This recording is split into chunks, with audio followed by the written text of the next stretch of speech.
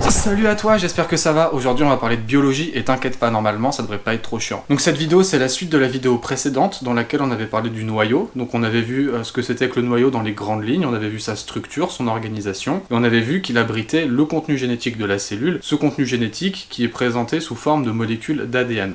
Donc dans cette vidéo, on va détailler plus spécifiquement ce que c'est que l'ADN, sa structure moléculaire. Donc c'est important de parler de l'ADN, puisque ça va permettre de détailler différents processus biologiques qui ont lieu dans le noyau, comme la transcription de l'ADN en ARN messager, ou la réplication de l'ADN lors de la phase S du cycle cellulaire. Donc l'ADN, c'est l'acide désoxyribonucléique. La molécule d'ADN, ça va être une très longue molécule qui va être composée de deux brins. On dit qu'elle est double brin ou bicaténaire. Ces brins, ils ont une orientation, et dans la molécule d'ADN, ils vont avoir une organisation avec une orientation opposée. On dit qu'ils sont antiparallèles, ou tête-bêche en quelque sorte.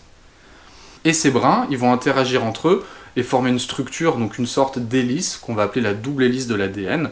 Et cette structure en double hélice, elle a été popularisée à partir de 1953 par les scientifiques Watson et Crick, mais à partir de travaux qui avaient été réalisés avant par la biologiste moléculaire Rosalind Franklin.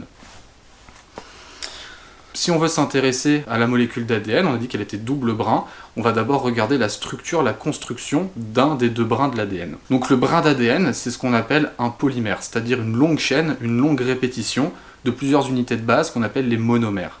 Et dans le cadre de l'ADN, le monomère, c'est ce qu'on appelle le nucléotide. Donc en fait, il faut imaginer ce brin d'ADN comme une longue chaîne dont chaque maillon de la chaîne est un nucléotide relié les uns aux autres, les uns derrière les autres. Attends, bouge pas, j'ai une idée. Donc imaginons que cette chaîne de vélo, c'est un brin d'ADN. En fait, chaque maillon de la chaîne, ça va être un nucléotide, et ces nucléotides ils vont être reliés les uns aux autres, les uns à la suite des autres, par des liaisons qu'on verra tout à l'heure, mais en gros, c'est ça l'idée, c'est que le brin d'ADN, c'est une longue chaîne de nucléotides. Le nucléotide, c'est une molécule qui va être composée de trois régions importantes. La première région, c'est ce qu'on appelle la base azotée ou la base nucléique. C'est les fameux ATGC auxquels on pense quand on parle de l'ADN. Donc ça va être les quatre types de bases qu'on va retrouver dans la molécule d'ADN, l'adénosine, la thymine, la guanine et la cytosine. Donc ça c'est les bases azotées. Ces bases azotées, elles vont être reliées à un sucre à 5 carbones qu'on appelle un pentose, et dans le cadre de l'ADN c'est un désoxyribose. Et ce sucre il va lui-même être relié à un groupement phosphate. Donc ce sucre à 5 carbones, les carbones vont être numérotés, 1, 2, 3, 4, 5. Au niveau du carbone numéro 1, ou C1, on va avoir la liaison avec la base azotée. Au niveau du carbone numéro 5, ou C5, on va voir la liaison avec le groupement phosphate. Donc c'est pour ça qu'on parle d'ADN, acide désoxyribonucléique. Désoxyribo puisque le sucre à 5 carbones c'est un désoxyribose, et nucléique puisqu'il est relié à une base nucléique ou une base azotée. Et on avait vu donc dans notre chaîne de vélo que chaque nucléotide était relié à un autre nucléotide par une liaison. Cette liaison entre deux nucléotides, elle va s'effectuer à partir du carbone numéro 3 du sucre du premier nucléotide, qui va être relié via le groupement phosphate au carbone numéro 5 du sucre du deuxième nucléotide. Donc c'est ce qu'on appelle une liaison 3'-5', du carbone numéro 3 vers le carbone numéro 5. Cette liaison, on appelle ça un pont phosphodiester, mais ce qu'il faut retenir, c'est que c'est une liaison forte, on appelle ça une liaison covalente. En fait, cette liaison forte, elle va créer une sorte d'armature, de structure principale du brin, ça va être ces liaisons phosphate-sucre, phosphate-sucre, phosphate-sucre entre les nucléotides. Ça va vraiment être une armature solide, une armature forte. Et le long de cette armature, on va retrouver les différentes bases azotées de chaque nucléotide qui vont être alignées les unes à la suite des autres. Donc par exemple A, T, G, C, T, G, A, etc. Ça va former la séquence du brin. Donc cette séquence, c'est là où est portée l'information génétique de l'ADN. Donc voilà un petit peu pour la structure du brin. On a vu que le brin, il était orienté, il avait un sens. Donc en fait, pour se représenter l'orientation du brin, on va reprendre notre image de la chaîne de vélo. Donc les maillons, les nucléotides sont reliés les uns aux autres et forment cette chaîne. Mais si on prend le premier nucléotide de la chaîne, donc celui-ci, ce nucléotide, le premier de la chaîne, il va pas être relié à un nucléotide avant lui, puisque c'est le premier, c'est le numéro 1. Et donc en fait, au niveau de ce nucléotide numéro 1, on va avoir un carbone numéro 5, le C5, qui ne sera pas impliqué dans une liaison, qui ne sera pas impliqué dans un pont phosphodiester. Donc ce carbone numéro 5, il va être libre, on va l'appeler 5'. Et à l'inverse, si on prend le dernier nucléotide de notre chaîne, donc celui-ci, le tout dernier, il va pas être impliqué dans une liaison avec un nucléotide suivant, puisque c'est vraiment le dernier de la chaîne. Donc lui, son carbone numéro 3, son C3, il va être libre, il va pas être impliqué dans une liaison. donc on va l'appeler 3'. Donc ça, c'est ce qu'on va appeler l'orientation de notre brin de 5' vers 3'.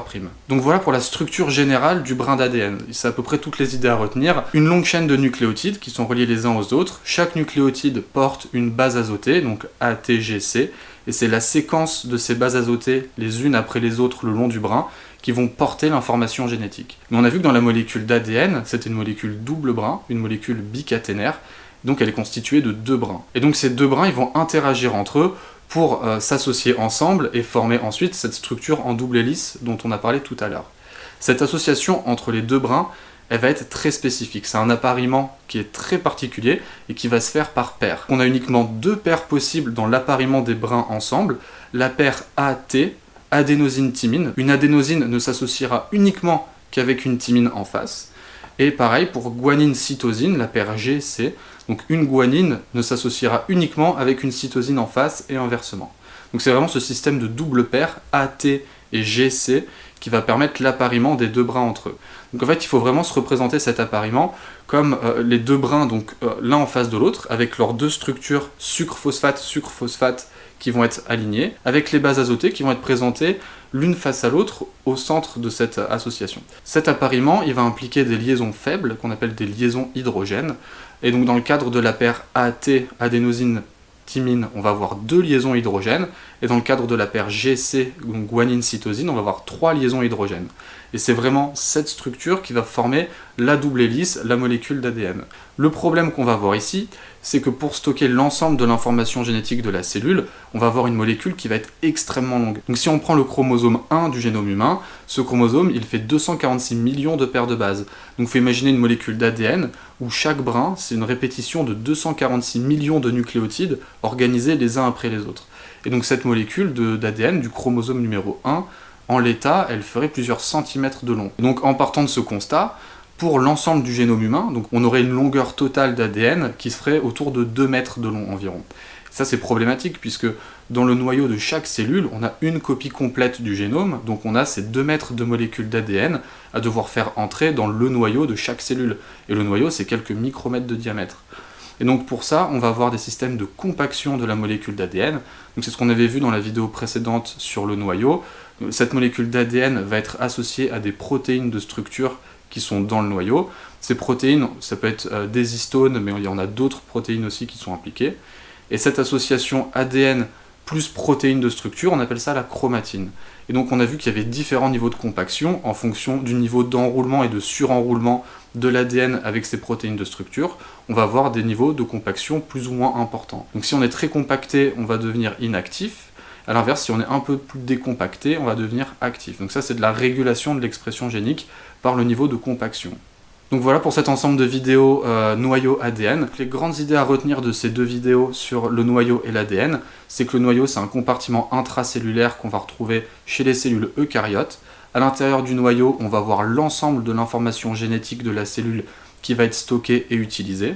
L'ADN dans le noyau n'est pas libre, mais va être associé à des protéines de structure qui vont permettre de compacter cette molécule d'ADN. Donc pour la molécule d'ADN plus spécifiquement, retenir que la molécule d'ADN elle est double brin, que ces 2 brins ils sont complémentaires, qui vont s'appareiller par un système de paires très spécifique, adénosine-thymine et guanine-cytosine, et que c'est la séquence, la répétition de ces paires de bases à l'intérieur de la molécule d'ADN qui va former l'information génétique. Cette information génétique qui sera utilisée par la cellule pour réaliser de nombreux processus très importants qu'on détaillera peut-être dans une prochaine vidéo.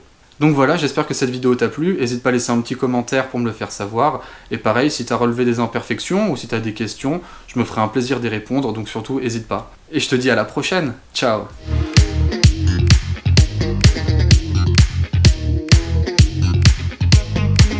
Sha wa wa wow, wanga wanga wow wow, sha wa wa wow, wow wow wow wow.